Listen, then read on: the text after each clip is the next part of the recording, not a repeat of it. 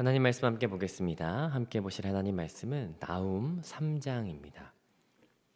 나훔 3장 1절부터 마지막 절까지 우리 같이 함께 합독하도록 하겠습니다. 함께 읽습니다. 시작. 화 있을진저 비의 성이여 그 안에는 거짓이 가득하고 포악이 가득하며 탈취가 떠나지 아니하는도다. 휙휙 하는 채찍 소리, 윙윙 하는 병거 바퀴 소리, 뛰는 말, 달리는 병거, 충돌하는 기병, 번쩍이는 칼, 번개 같은 창, 죽임당한 자의 때, 죽음의 큰 무더기, 무수한 시체여 사람이 그 시체에 걸려 넘어지니 이는 마술에 능숙한 미모의 음녀가 많은 음행을 함이라.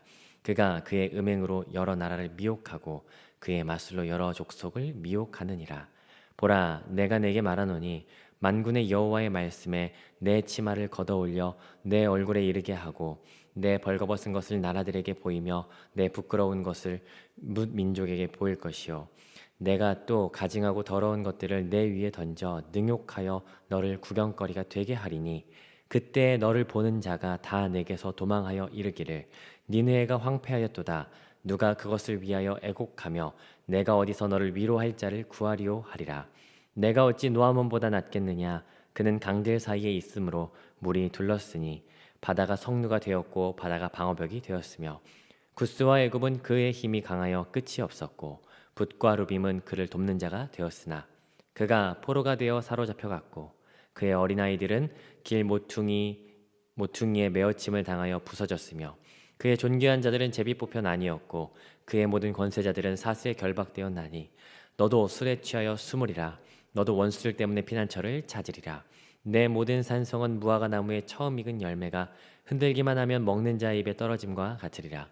내 가운데 장정들은 여인 같고 내 땅의 성문들은 내 원수 앞에 넓게 열리고 빗장들은 불에 타도다. 너는 물을 길어 에워싸일 것을 대비하며 너의 산성들을 견고하게 하며 진흙에 들어가서 흙을 밟아 벽돌 가마를 수리하라. 거기서 불이 너를 삼키며 칼이 너를 베기를 느치가 먹는 것 같이 하리라. 내가 느치같이 스스로 많게 할지어다. 내가 메뚜기같이 스스로 많게 할지어다. 내가 내 상인을 하늘의 별보다 많게 하였으나 느치가 날개를 펴서 날아감과 같고 내 방백은 메뚜기 같고 너의 장수들은 큰 메뚜기 떼가 추운 날에는 울타리에 깃들었다가 해가 뜨면 날아감과 같으니 그 있는 곳을 알 수가 없도다. 아수르 왕이여 내 목자가 자고 내 귀족은 누워 쉬며 내 방백은 산들에 흩어지나 그들은 모을 사람이 없도다. 내 상처는 고칠 수 없고 내 부상은 중하도다. 내 소식을 듣는 자가 다 너를 보고 손뼉을 치나니 이는 그들이 항상 내게 행패를 당하였음이 아니더냐 하시니라. 아멘. 나훔은 이렇게 시작됩니다. 니느웨에 대한 경고라 라고 하면서 1장 1절에 시작되죠. 그러면 제가 질문을 먼저 좀 하나 드려도 될까요? 하나님께서 이 책을 주신 것이 니느웨에게 주신 것일까요? 아니면 이스라엘 백성에게 주신 걸까요? 하나님의 말씀은 주의 백성들에게 주신 것이죠. 그러면 질문이 생깁니다. 이것을 왜 유다 백성들에게 말씀하실까? 그리고 더 나아가서 왜 이것을 오늘 나에게 묵상하게 하실까? 이것을 기억하면서 오늘 말씀을 좀 같이 살펴보면 좋겠습니다. 오늘은 나훔의 마무리입니다. 3장은 크게 두 단락으로 나눠져 있어요. 1절부터 7절까지 한 단락, 8절부터 9절까지 한 단락으로 나눠져 있습니다. 앞에 단락은 니느웨 멸망의 이유에 대해서 설명하죠. 그리고 뒤에 단락은 니느웨의 완전한 멸망에 대해서 이야기를 합니다. 멸망의 이유는 우리가 잠시 후에 살펴보도록 하고요. 먼저 어떻게 멸망하는지 8절부터 19절을 먼저 살펴보도록 하겠습니다. 8절부터 19절까지는 세 개의 장면으로 니느웨가 멸망하는 것을 그리고 있습니다. 혹시 여러분 죄인이 벌을 받을 때 어떤 벌이 가장 비참할 거라고 생각하십니까? 종종 성경에 죄인이 그 죄에 대한 합당한 벌을 받게 되는 내용이 들어가는데요. 가장 비참하게 그려지는 모습은 자기가 행했던 것을 그대로 받을 때 가장 비참한 것을 우리는 보게 됩니다. 여기 니느웨의 멸망이 그렇습니다. 첫 번째 장면을 좀 같이 살펴보고 싶은데요. 자, 첫 번째 장면은 8절 시작됩니다. 8절 같이 읽습니다. 내가 어찌 노아몬보다 낫겠느냐. 그는 강들 사이에 있으므로 물이 둘렸으니 바다가 성루가 되었고 바다가 방어벽이 되었으며. 노아모는 이집트 테베를 말합니다. 테베는 카이로에서 아래쪽으로 650km 더 내려간 곳에 있어요. 애굽에서도 굉장히 깊숙한 곳에 있습니다. 8절에서 말하듯이 테베는 천혜의 요새예요. 강들 사이에 있어요. 800m 너비 되는 그 나일강이 서쪽에서 굽이쳐서 북쪽으로 쳐 올라가요. 바다가 성루가 되고 방어벽이 되어 테베 오른편에는 홍해가 있습니다. 그리고 남쪽에는 드러나진 않지만 사막이에요. 그러므로 이 테베는 난공불락의 요새입니다. 그런데 거기다 더불어서 그들과 연합하는 자들이 있어요. 9절 읽어보면요, 그스와 애굽은 그 힘이 강하여서 끝이 없었고 붓과 루빔이 그를 돕는 자가 되었으나, 구스는 에디오피아를 말하죠. 붓은 어딘지 잘 모르겠어요. 루빔은 리비아를 말해요. 주변 강국들이 애굽과 연합되어 있었어요. 그런데 과거에 이런 일이 있었습니다. 주전 663년에 아수르의 왕 아수르 바니팔이 테베가 반기를 들었을 때 그 테베를 완전히 쑥대밭으로 만들어버리고 포로를 삼고 약탈해 갑니다. 난공불락의 요새였어요. 연합국이 같이 함께 든든하게 버티는데도 지금 테베가 완전히 초토화된 것을 10절이 말해주고 있어요. 그 사실을 10절 같이 함께 읽습니다. 시작. 그가 포로가 되어 사로잡혀갔고 그의 어린 아이들은 길 모퉁이에 메어침을 당하여 부서졌으며 그의 존귀한 자들은 제비 뽑혀 나뉘었고 그의 권세자들은 사슬에 결박되었나니. 포로로 잡혀갔어요. 어린아이들은 처참하게 죽임을 당했어요. 존귀한 자들은 귀족을 말합니다. 귀족들은, 그리고 권세자들은 지도자들을 말해요. 귀족들과 권세자들은 사슬에 결박되어서 잡혀간 것이에요. 포로로 끌려간 것을 말하는 것이죠. 이렇게 테베가 점령당했습니다. 쑥대밭이 됐어요. 이것을 자행한 아수르는 난공불락의 요새를 쳤으니 얼마나 의기양양했겠습니까? 아마 이것은 두고두고 자랑거리가 될 수밖에 없었을 거예요. 그런데 멸망이 선포됩니다. 11절 보시겠습니까? 11절을 시작하는 단어가 감아트라고 해서 너도라고 말해요. 너도 이렇게 될 거야. 11절부터 13절까지 네가 테베에 행한 그대로 너도 당할 것이다 라고 이야기하면서 5가지를 들어서 11절 13절 이야기하거든요. 11절 같이 함께 읽습니다. 시작. 너도 술에 취하여 숨으리라. 너도 원수들 때문에 피난처를 찾으리라 라고 말해요. 5가지거든요. 첫 번째, 술에 취하여 숨을 거라고 말해요. 술에 취하다라고 하는 것은 예레미야에 의하면 멸망과 연관이 있습니다. 테베가 멸망한 것처럼 너 멸망할 거야 라고 이야기를 하는 것이에요. 두 번째, 너 원수 때문에 너도 피난처 찾을 것이다 라고 이야기해요. 세 번째는 12절에 있습니다. 무화과 나무 열매를 흔들어서 떨어지듯이 우수수 떨어질 거다. 사실 니느웨의 산성은 굉장히 견고한 산성이었어요. 그런데 여러분, 혹시 어제 새벽에 비바람 몰아쳤었는데 여러분, 그 비바람 몰아치니까 메타세콰이어 열매가 우수수 떨어지더라고요. 그것처럼 너희들 산성 흔들어서 떨어지듯이 우수수 떨어지고 무너질 거다라고 이야기하는 거예요. 이게 세 번째예요. 네 번째는요, 13절에 있습니다. 장정들이 어떻습니까? 여인들 같을 것이라고 이야기해요. 장정들은 군인들 말하죠. 전투하는 군인들이 여인들 같을 거다. 요즘에는 이렇게 말하면 안주하실 수 있으니까 전투하는 군인들이 아주 힘없는 연약한 어린아이들 같을 것이다 라고 이야기하는 것이에요. 5번째는요, 성문이 활짝 열리고 잠금장치는 그 어떤 장치를 할지라도 소용이 없을 것이다 라고 말하죠. 네가 테베에 행한 그대로 네가 되받을 것이다 라고 하는 것을 말하고 있습니다. 자, 두 번째 장면은 14절부터 15절까지예요. 14절에는 명령형 단어가 5가지가 연거푸 들어가고 있거든요. 역시 14절과 15절 마찬가지로 이 아수르가 행했던 그대로 되받는 것이 여기에 등장합니다. 14절 같이 읽어보겠습니다. 시작. 너는 물을 길어 에워싸일 것을 대비하며 너의 산성들을 견고하게 하며 진흙에 들어가서 흙을 밟아 벽돌 가마를 수리하라. 가장 먼저 뭘 하라고요? 물 길어둬라.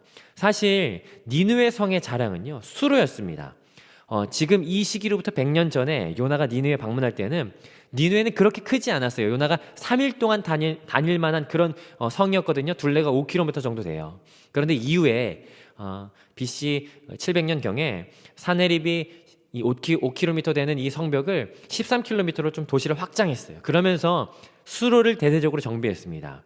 그래서 자랑이 수로가 될 수 있었어요. 근데 뭘 하라고요? 물 길어둬라라고 해요. 왜요? 에워싸일 것 대비해서. 아니 얼마나 에워싸길래 그 자랑인 수로조차도 무용지물이 되냐라고 하는 것이겠죠. 여러분 근데 그거 아세요? 에워싸는 거 그거 아수르가 제일 잘하는 거예요.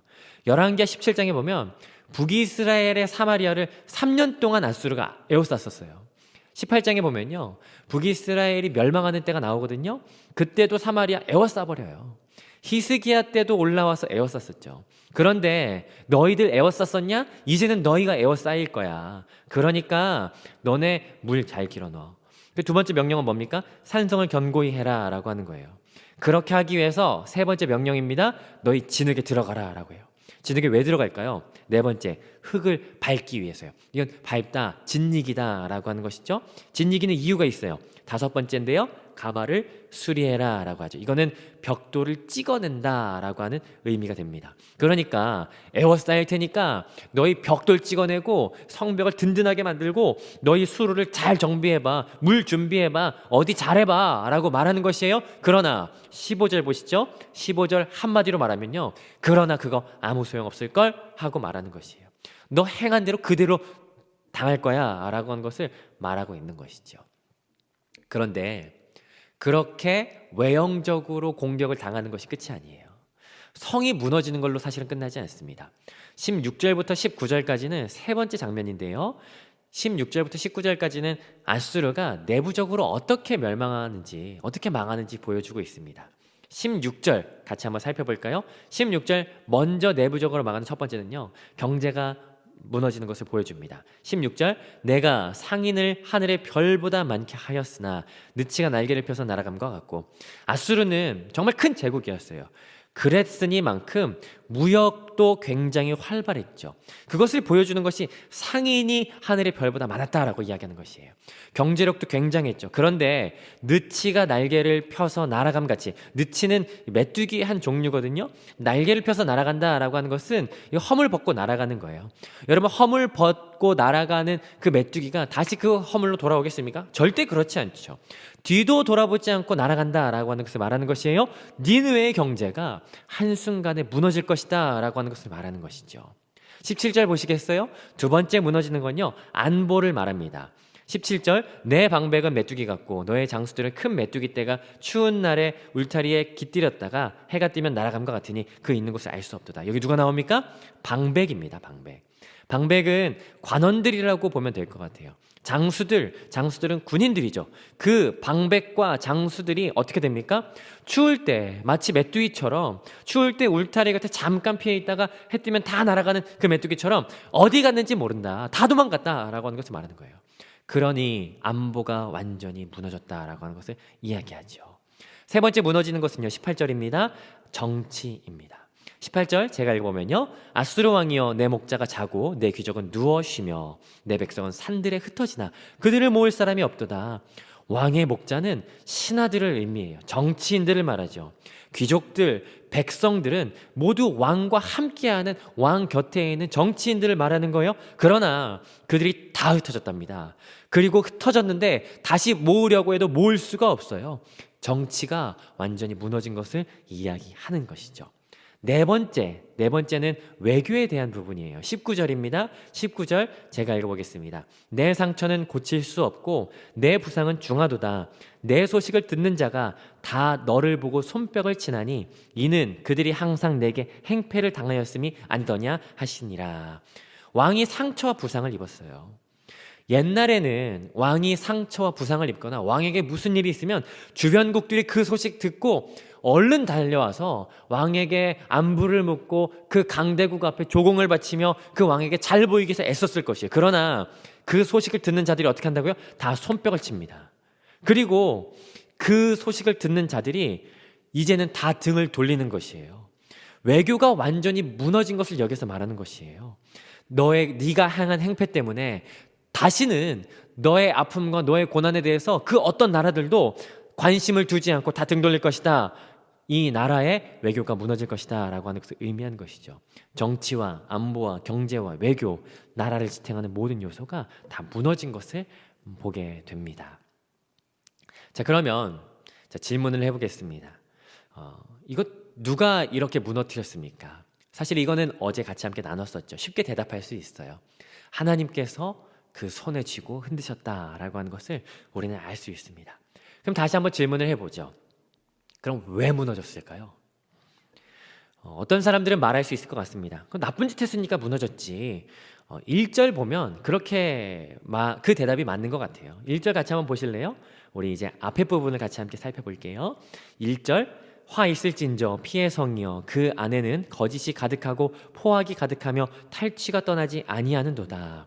여기 화 있을진저라고 하는 말은 흔히 선지자가 멸망을 선포할 때 외치는 선포입니다. 누구에게 화 있을진저라고 이야기하는 거예요? 멸망을 선포하는 거예요? 1절 보니까 피의 성에게 하는 거예요. 이 피의 성을 직역하면 피들의 성입니다. 피들의 성이라고 하는 것의 의미는요, 부당한 폭력에 의해서 희생된 피가 가득한 성을 말하는 것이에요. 당연히 니느웨 성을 말하죠. 그들에게는 거짓이 있어요. 이 거짓은 속임이라고 말합니다. 포악이 있어요. 포악은 폭력으로 행하는 약탈을 의미해요. 그리고 탈취가 있습니다. 이 탈취가 있다라고 하는 말은요, 이 탈취는 사람이 기본적으로 생활할 음식을 말하는 것이에요. 일반적으로 잘 사는 사람, 부유한 사람의 재물을 탈취한 것이 아니라 사람이 살아갈 가장 기본적인 기본권을 박탈해 갔다라고 하는 것이에요.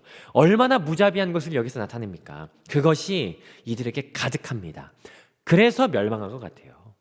또는 2절 3절 보시겠어요? 2절 3절 보니까 채찍 소리, 병거 바퀴 소리, 뛰는 말, 달리는 병거, 기병, 그리고 서로 맞부딪혀서 번쩍이는 칼이 있어요. 번개같이 더 번쩍이는 창도 있어요. 그리고 거기다가 죽은 사람의 시체 더미들이 있습니다. 수북하게 쌓인 시체들이 있어요. 그것에 걸려 넘어질 수밖에 없는, 이것이 아수르에 가득했다라고 말하는 것이에요. 그 어떤 전쟁 용사보다도 강력한 군대를 지녔어요. 천의 요사였던 그 노아몬을 칠 만큼 강력했어요. 피를 너무 많이 묻혔기 때문에, 전쟁을 너무 많이 했기 때문에 그래서 망한 것 같습니다. 그러나 이러한 겉모습 이면에 사실은 결정적으로 이 일이 있었어요. 4절이거든요. 4절 중요하니까 같이 함께 읽습니다. 시작. 이는 마술에 능숙한 미모의 음녀가 많은 음행을 함이라. 그가 그의 음행으로 여러 나라를 미혹하고 그의 마술로 여러 족속을 미혹하느니라. 이렇게 된 결정적인 이유가 있습니다. 그건 뭐예요? 음녀 때문이에요. 이 음녀는 분명히 아수르를 말하는 것이죠. 특별히 이 아수르를 음녀라고 지칭하는 이유는 아마도 요한계시록에서 바벨론을 향해서 음녀라고 말하는 것과 같은 의미일 거예요. 자, 그러면 4절 보십시오. 음녀에게 무기가 있어요. 그게 뭡니까? 음행과 마술이에요. 사실 이 음행이 뭔지 마술이 뭔지는 사실은 불분명합니다. 그러나 마술은 캐셉이라고 하거든요. 이걸 동사형으로 바꾸면 성공으로 이끌게 하다, 성공으로 이르게 하다라고 하는 의미가 돼요. 마치 이 마술은요, 아수르만 바라보고 아수르만 의지하면 성공으로 만들 수 있게 만들었던 거짓된 안정감인 것 같아요. 이게 마술이지 않을까 싶습니다. 또한 음행이라고 하는 것은 호세아를 참고할 때 이건 분명해요. 신들을 섬기는 것과 연관되어 있어요. 그러므로 음행은 우상 숭배, 종교적인 것과 연결되어 있다라고 볼 수 있겠습니다. 그리고 이 마술과 음행의 결과는 4절에서 2번 반복됩니다. 뭡니까? 미혹했어요. 이 미혹하다라고 하는 것은 마카르라고 해서 함정에 빠뜨리다라고 하는 의미를 지닙니다. 그러므로 아수르는 자신들을 의지해서 마술을 행하게 했어요. 그리고 아수르의 신들을 섬기도록 하는 음행을 행하게 했어요. 그것을 통해서 주변국들을 몰래 함정으로 몰아넣은 것이에요. 이 함정으로 몰아넣은 것, 자신들을 섬기게 하고 자신들의 우상을 섬기게 한 것, 이것은요 다른 것이 문제가 아닌 것이에요. 자기들을 섬기게 하고 자기들을 의지하게 한 하나님만이, 하나님을 의지하게 하고 하나님만 섬기게 할 그 하나님이 계셔야 될 그 자리에 영광과 존귀를 모두 자신들이 받음으로 말미암아 하나님의 자리를 대신 그들이 차지했다라고 하는 것이죠. 그러므로 하나님께서는 3장 5절에 말씀하세요. 보라, 만군의 여호와께서 어떻게 하십니까? 3장 5절, 보라, 내가 네게 말하노니 만군의 여호와의 말씀에 내 치마를 걷어 올려 내 얼굴에 이르게 하고 내 벌거벗은 것을 나라들에게 보이며 내 부끄러운 곳을 문민족에게 보일 것이요 너 음녀야 아수르의 치마를 걷어 올릴 것이야 라고 하나님께서 말씀하시는 것이에요. 보라 라고 말씀하세요. 그리고 6절 7절에 계속해서 반복되어 모두에게 보이고 내가 모두에게 구경거리가 되게 할 거야 라고 하나님께서 말씀하시는 것이에요. 치마를 걷어 올리고 모든 이들에게 구경거리가 되게 하겠다, 이 의미는 분명하죠. 그것은 너의 정체가 무엇인지 모두가 알도록 내가 드러내 보이겠다라고 하는 하나님의 이 말씀, 하나님의 의지를 말씀하고 있다라고 하는 것이에요. 여러분, 하나님은 아세요. 그들이 과거에 어떤 짓을 했는지 하나님께서는 아세요. 또한 국가의 정치와 경제와 사회와 외교를 하나님께서 모르지 않으세요. 그리고 저들이 겉으로는 잔혹하고 저들이 군사가 많은 것을 보이는 것이 그들의 내면에는 마술과 음행을 자행한 것이 하나님께서 그 겉모습과 그 속모습을 모르지 않으신다라고 하는 것이에요. 그들의 악을 하나님께서 모르지 않으신다라고 하는 것이에요. 다만 어느 때가 될 때까지 참고 기다리시는 것이죠. 우리는 그때를 모르지만 하나님의 그때가 될 때까지 하나님께서는 기다리시는 것이에요. 그리고 반드시 그때가 될 때 하나님께서는 그 악을 폭로하십니다. 여러분, 이걸 누구에게 말씀하고 있는 거예요? 니느웨 사람들에게 말하고 있는 것이 아니에요. 이스라엘의 내 백성들에게 지금 말하는 것이에요. 지금 우리에게 주시는 말씀인 것이에요. 그러니까 여러분, 니느웨 너무 의지하지 마세요. 하나님을 너무 작게 보지 마세요. 하나님은 가장 크시고 하나님은 가장 위대하시고 가장 높으신 분이에요. 모든 나라들의 세상 나라들이 은밀하게 행하는 그 모든 일들을 하나님께서 이미 다 아시고 하나님께서 이미 모든 것들을 판단하시는 분이시라는 것이에요. 이 세상 모든 나라들의 주권이 그 손 위에 있고 정치와 경제와 사회에 일어나는 모든 일들을 하나님께서 그 손에 쥐고 계시다라고 하는 것을 여러분, 우리가 이 말씀을 통해서 인정하라라고 하는 것을 이 말씀이 우리에게 말한다라고 하는 것이에요. 여러분, 하나님을 세상의 가치들과 대등하게 두거나 아니면 그 아래 두려고 하지 말았으면 좋겠어요. 나움은 온 세계의 주인 되신 하나님을 선포하는 것이에요. 야, 봐라, 모든 열방이 내 손 안에 있다. 세계와 열방이 주의 손에 있다라고 하는 것을 나움을 통해서 하나님께서 선포하는 것이죠. 그러므로 우리는 오늘 세계와 열강 아니면 다른 가치들을 바라보고 그들을 묵상하고 그들을 취하기 위해서 그들을 품기 위해서 애쓰는 것이 아니라 오늘 이 말씀을 통하여 하나님을 바라보고 하나님을 의지하는 법을 우리가 배우게 됩니다. 하루를 살아가시며 하나님을 묵상하고 하나님을 바라보지 않으시겠습니까? 다른 무너질, 다른 사라질 그 가치들을 바라보는 것이 아니라 은밀하게 속이는 그 가치들을 묵상하고 가슴에 품는 것이 아니라 하나님을 바라보며 하나님을 묵상하는 그 하루가 되는 저와 여러분이 되시기를 주님의 이름으로 축복합니다.